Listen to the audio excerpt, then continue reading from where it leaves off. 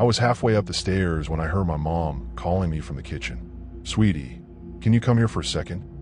Her voice was soft, familiar, but something about it sent a cold shiver down my spine. I paused, gripping the wooden railing tightly. The house was silent, the air thick with an unnatural stillness. I glanced toward my parents' bedroom at the end of the hall.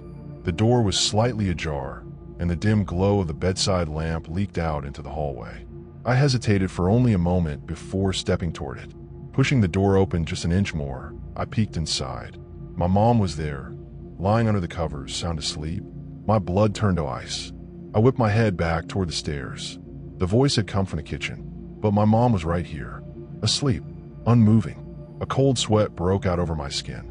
"Mom," I whispered, as if hoping she would wake up and explain everything, as if this were just some weird misunderstanding. But she didn't stir. From downstairs, the voice called again, perfectly mimicking her tone. "Sweetie, did you hear me? Come down here, please." Every muscle in my body screamed at me to not move, to not go downstairs. My heart pounded so violently I could feel it in my throat. The silence that followed stretched on for too long, thick and unnatural, pressing against my ears. And then, the sound of a chair scraping against the kitchen floor. I choked back a gasp. Something, was down there. I reached for my phone, my fingers trembling as I fumbled to unlock it. My dad was on a work trip. No one else was supposed to be home. I turned my eyes toward my mom's sleeping form again, watching for any sign that she might have somehow been playing a trick on me. But her breathing remained slow, steady, deep in sleep. My phone screen finally unlocked. I quickly pulled up her contact and hit call. From the bed, my mom's phone buzzed against the nightstand. At the same moment, from downstairs, I heard the same ringtone. My heart nearly stopped. The phone in the kitchen rang in perfect sync with the one beside me. Something wasn't right. Something was very, very wrong. A shadow flickered at the bottom of the stairs. Just barely. A movement so subtle I might have convinced myself I imagined it. But I didn't. I knew I didn't. I stepped back, my body moving on instinct, inching away from the open bedroom door. My hand was shaking so badly, my phone nearly slipped from my grip. Then, the voice called out one more time. This time, it was closer. "Sweetie." The whisper drifted up the stairs, curling around me like icy fingers. It knew I was here. My breath hitched. I could barely think, barely process. My only thought was to wake my mother, to have her tell me what to do. My hand shot out, shaking her shoulder violently.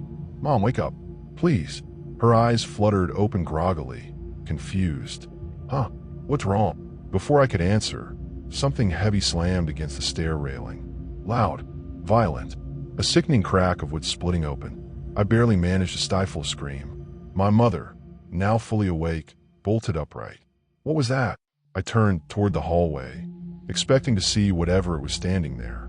But there was nothing. The air felt wrong. The silence wasn't just empty, it was waiting. And then, softly, a whisper drifted through the doorway. "Why are you hiding?" My mother grabbed my wrist, yanking me into the bed with her, her breath sharp and panicked. She must have heard it too.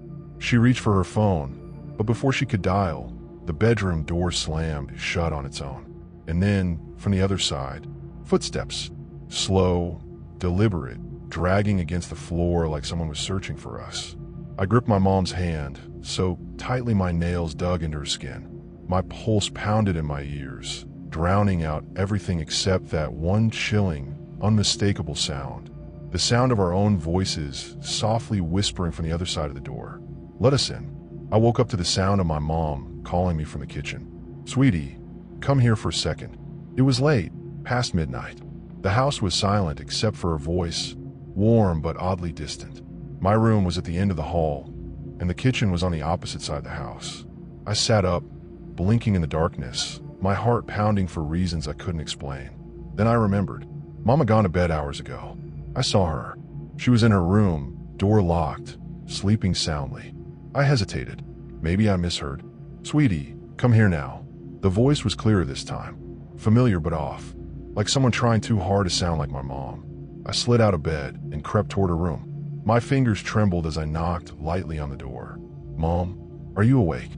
No answer. I knocked again, a little harder. "Mom." Finally, I heard shuffling inside. A moment later, she opened the door, her face groggy with sleep. "What is it? Honey," she murmured, rubbing her eyes. My stomach turned ice cold. "Mom, were you calling me?" From the kitchen. She frowned, still half asleep. No, I was asleep. Something about the way she said it made my skin crawl. I turned my head slowly toward the dark hallway leading to the kitchen. The house was still, too still. Then, from the kitchen, the voice called again. "Sweetie, I'm waiting." Mom's eyes widened. She heard it too. And then, something moved in the darkness.